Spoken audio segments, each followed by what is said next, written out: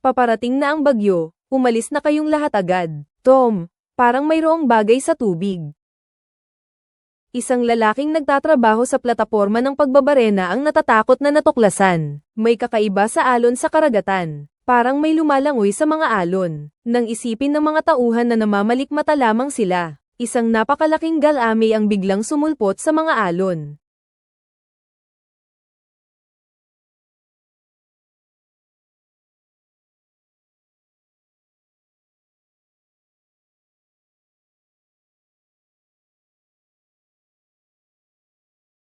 Ito ay 2025, ang pinakahuling pelikulang Ruso na may temang Lovecraftian horror, Extreme Cold Assault. Sa unang linggo ng pagpapalabas ng pelikula, umabot ito sa 4.7 bilyong kita, at nakakuha ng mataas na rating na 8.7 sa mga website ng pagsusuri ng pelikula sa Russia. Ano pang hinihintay mo? Hindi mo pa ba inatag ang mga kaibigan mong mahilig kumain ng grilled squid?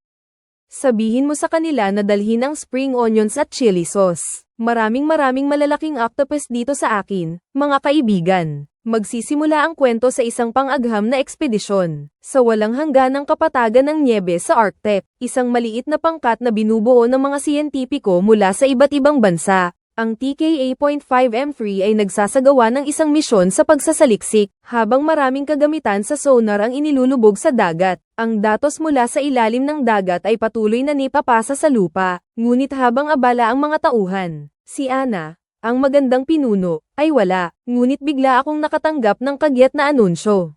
Beta HAP, may isang malakas na blizzard sa hilagang kanluran ng kampo ng ANBKPME. Inaasahang darating ang ANBKPMEH sa kampo pagkalipas ng 30 minuto. Dapat agad umalis ang grupo. Sa oras na natanggap ang anunsyo, agad na ibinigay ni Ana ang utos na lumikas. Ngunit ang pangkat na naglilikas ay hindi napansin na may isang submarino ng Russia ang dumadaan sa lugar na iyon. Nakita namin ang napakaraming sibilyang sonar device sa dagat. Agad na binuksan ng taong namamahala sa submarino ang anti-jamming device. Samantalang sa ibabaw ng yelo, ang nag-aayos ng gamit na si Ana ay nakapansin ng bahagyang pag-uga ng yelong kinatatayuan niya. Bago pa man makapag-react ang pangkat ng mga siyentipiko, bigla na lang bumulwak ang tubig dagat mula sa butas na nabuo sa yelo. Pero hindi pa ito ang pinakakakaiba. Inaayos na nila Wang ang mga gamit ng akmang aalis na siya, ngunit biglang sumabog ang malalayong yelong nasa paligid. Nakita niya ang pag-angat ng yelo. Dahil sa kanyang karanasan, agad na naunawaan ni Wang ang nangyayari. Malamang na nahaharap sila sa tinatawag na pag-crack ng yelo. Sumakay si Wang sa snowmobile, at isinakay si Ana para makaalis na sila. Ngunit pagkasakay pa lang nila, biglang nagwasak ang mga yelong nasa paligid. Dahil sa pag-angat ng yelo, lumutang ang motorsiklo. Lumipad ito sa ere. Mabuti na lang at mabilis silang nakariak. Tumalon sila bago pa mawalan ng kontrol ang motorsiklo. Ngunit nang lumingon si Ana, nakita niyang lumubog na ang kampo sa dagat. Ang mga kasamahan nilang hindi nakasama sa pag-alis ay agad na nalunod.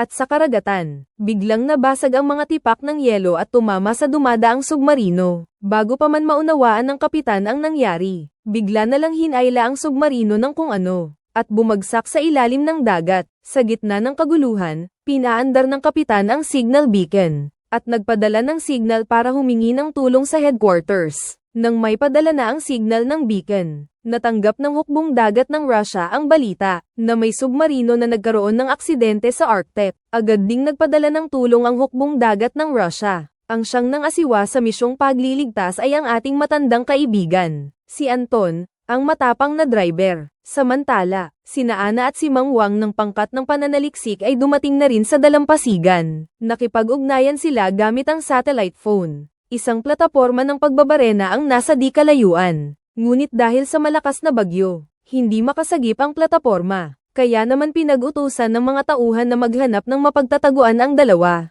at maghintay hanggang matapos ang bagyo. Nang biglang, may nakita si Ana na mahihinang pulang ilaw sa di kalayuan. Akala niya ay senyales iyon ng tulong mula sa mga kasamahan niya. Dali-daling pinuntahan ni Ana si Mang Wang. Ngunit pagdating sa pinagmumulan ng liwanag, Isang kakaibang aparato na may pulang ilaw ang kanilang natagpuan. Agad na nakilala ni Mang Wang, dahil sa kanyang karanasan, na ito ay isang signal beacon ng mga Ruso. May base militar kaya ng Russia sa malapit. Habang nagtataka ang dalawa, muli na namang umalag ang yelong kanilang kinatatayuan. Akala ni Ana aftershock lang iyon, at tatakbo na sana siya. Ngunit paglingon niya, may nakita siyang isang submarino sa ibabaw ng yelo.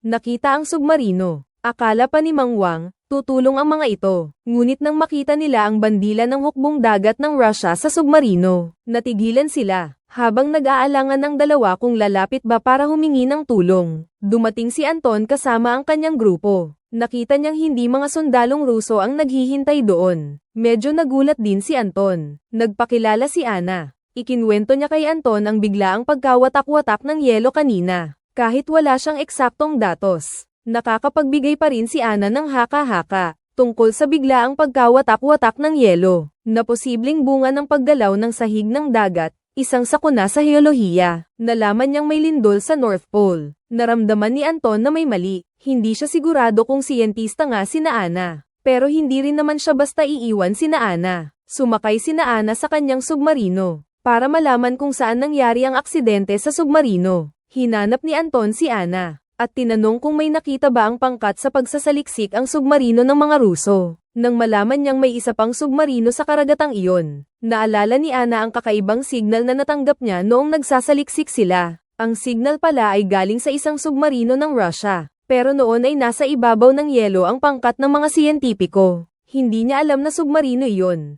Akala niya ay ibang sonar equipment lang iyon. Sinabi ni Ana kay Anton ang tungkol sa natanggap niyang signal. Nang malaman niyang nakatanggap ng signal mula sa submarino ang pangkat ng mga siyentipiko, binuksan ni Anton ang mapa. Inihambing niya ang lokasyon ng signal beacon at ng pangkat ng mga siyentista. Natuklasan niyang may pagkakaiba ang dalawa ng ilang kilometro. Agad na naunawaan ni Anton. Ang submarino na nagkaroon ng aksidente ay marahil ay nakaranas ng isang hindi inaasahang pangyayari sa dagat. Inilunsad ng kapitan ang signal beacon. Ngunit dahil sa pag-angat ng yelo, lumihis ang lokasyon nito. Agad niyang inutusan ng driver na pumunta sa lokasyon ng pangkat ng mga siyentista.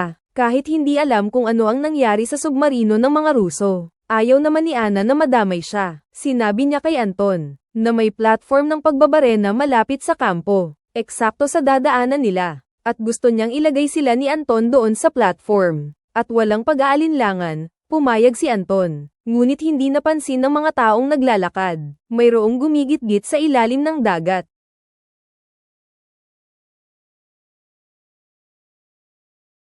Kalahating oras na kaming lumulubog sa dagat. Mabilis na nakarating ang submarino malapit sa plataporma ng pagbabarena. Tinawagan ni Anton ang plataporma para ipaghanda ang pagtanggap kina Ana. Pagkakatanggap ng balita, binuksan ng namamahala sa plataporma ng pagbabarena ang daanan. Ngunit habang handa ng magpadala ng bangka ang namamahala, ngunit bigla na lamang lumakas ang hangin sa ibabaw ng dagat at bumuo ng napakalaking alon. Akala ng lahat ay bagyo sa simula, ngunit nang malapit na ang mga alon, napansin ng mga tauhan sa plataporma na may mali. Hindi alon ang paparating, kundi isang tsunami na 12-12 ng metro ang taas. Ngunit hindi pa ito ang pinakakakaiba, parang may iba pa sa tsunami.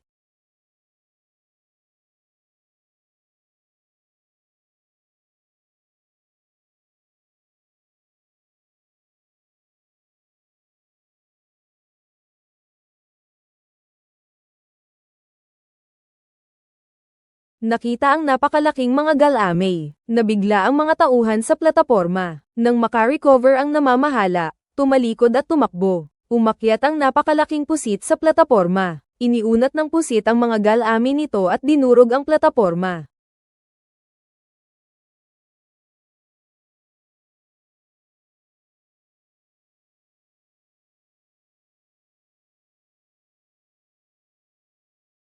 Nakita ang tanawin sa periscope. Nagulat din ang mga tauhan sa submarino. Agad niyang ipinakita sa malaking screen ng submarino ang larawan ng napakalaking pusit sa ibabaw ng dagat, na nagwawasak sa plataporma. Nakatingin sila sa pusit na sumisira sa plataporma. Natulala na rin ang mga tauhan ng barko. 12-12 taon nang naglalagi ang mga sundalong Ruso sa Arctic, pero hindi pa nila naririnig na may halimaw sa karagatang ito. Habang tulala sila, biglang nag-alarm ang submarino. Papalapit na sa kanila ang higanteng pusit. Agad na nag-utos si Anton na paurong ang submarino. Sa pagmamadali ni Anton, pinatakbo ng mabilis ng driver ang makina. Umikot ang submarino at mabilis na umalis sa lugar. Ngunit sa harap ng napakalaking pusit, ang bilis pa rin ng submarino ay masyadong mabagal. Nakita nilang inilabas na ng pusit ang mga galamin nito. Kaya naman napilitang sumugal si Anton. Nag-utos siya ng paglulunsad ng 2 torpedo.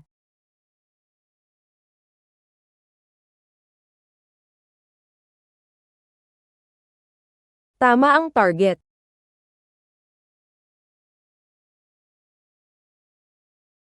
Nakita nilang tumama ang torpedo sa target. Akala ng mga tauhan na natalo na nila ang halimaw. Ngunit bago pa man sila makahinga, nakita ng radar na humahabol na naman ang pusit. Wala nang nagawa si Anton kundi maglunsad ulit ng 2 torpedo. Ngunit ngayong sumabog na ang mga torpedo, nanatili pa ring hindi nawawala ang target sa radar. Bago pa man makapag-react ang mga tripulante, isang napakalaking tentacle ang tumama sa submarino. Dahil sa malakas na pagtama, nawalan agad ng lakas ang submarino, at bumagsak sa ilalim ng dagat. Nabangga ng bumabagsak na submarino ang isang bangin. May isang silid na nagkaroon ng butas at tumulo ang tubig. Pero hindi pa ito ang pinakamasama. Sumunod din ang higanteng pusit. Ang napakalaking pusit ay nakalutang sa ibabaw ng submarino. Nakatingin sa nakakatakot na nilalang. Biglang may naisip si Anton. Agad niyang pinatay ang lahat ng radar at sonar sa operator. Sa sandaling namatay ang mga aparato, biglang nawalan ng target ang pusit.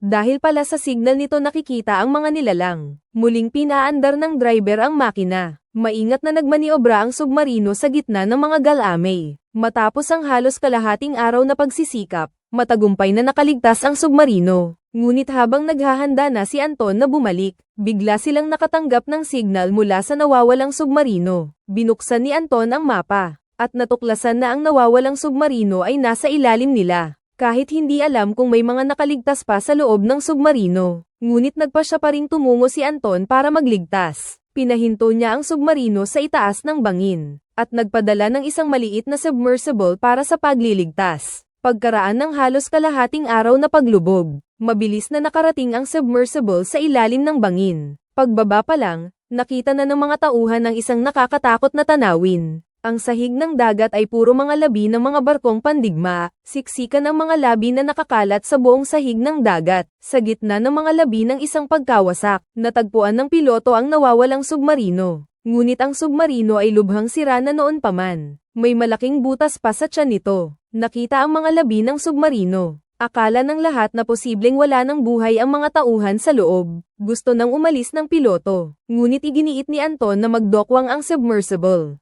Kahit wala nang nakaligtas sa loob ng submarino, dapat nating maibalik ang mga labi nila. Sa utos ni Anton, nagdugtong ang piloto at ang submarino. Binuksan ng mga tauhan ang pinto at kumatok, pero pagkaraan ng ilang sandali, wala silang narinig na tugon mula sa loob. Inisip ng mga tauhan na lahat ng sundalo sa loob ay nasawi na. Binuksan niya ang hatch. Tingnan kung ano ang nasa loob. Ngunit nang mabuksan ang hatch, walang tubig sa loob. Mabuhay sa pag-uwi. Buti na lang at hindi kami sumuko. Buhay pa sila.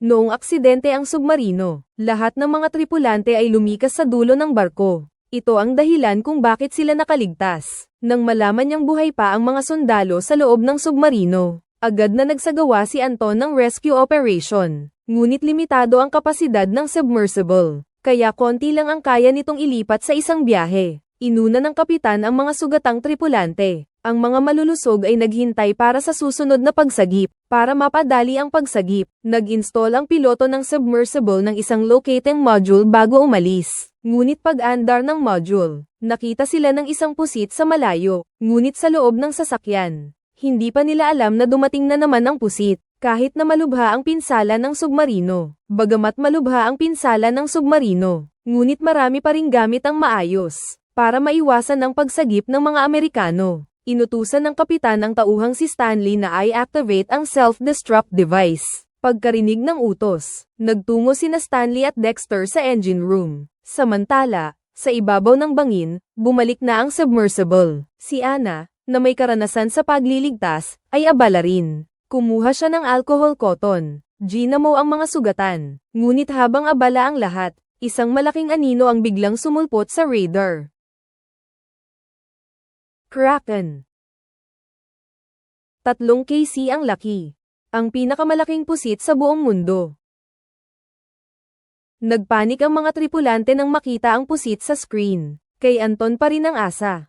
Pinagkalma ni Anton ang lahat. Iniutos niya ang paglubog ng submarino, papasok sa siwang sa ibaba. Hinaranggan ng makipot na siwang ang napakalaking katawan ng pusit. Sa sobrang galit, sinubukan pa rin ng pusit na hilahin ang submarino gamit ang mga galami nito. Ngunit ang makapal na mga galami nito ay natigil sa siwang. Nang mawala na ang kanyang biktima, tuluyan nang nagalit ang pusit, isang sipa gamit ang 8 galami. Lumangoy ito papunta sa nasirang submarino sa ibaba. Nakita nilang lumipat ng target ang higanteng pusit. May naisip si Anton na paraan. Pinagawa niya kay Stanley na i-activate ang self-destruct sequence, habang binubuksan ang radar at sonar ng nasirang submarino. Sa sandaling ma-activate ang radar, nakuha na ang atensyon ng higanteng pusit. Nakita nila ang higanteng pusit sa itaas. Natulala ang mga sundalong nasa loob ng submersible. Pagkakita kay Stanley na bumalik, inilayo na ng driver ang daanan, at mabilis na inilayo ang lahat mula sa lugar. Kakalis lang ng submarino, ay biglang pinuluputan ng mga galami ng pusit ang nasirang submarino, at kasabay noon ay naisaaktibo na ang self-destruct device.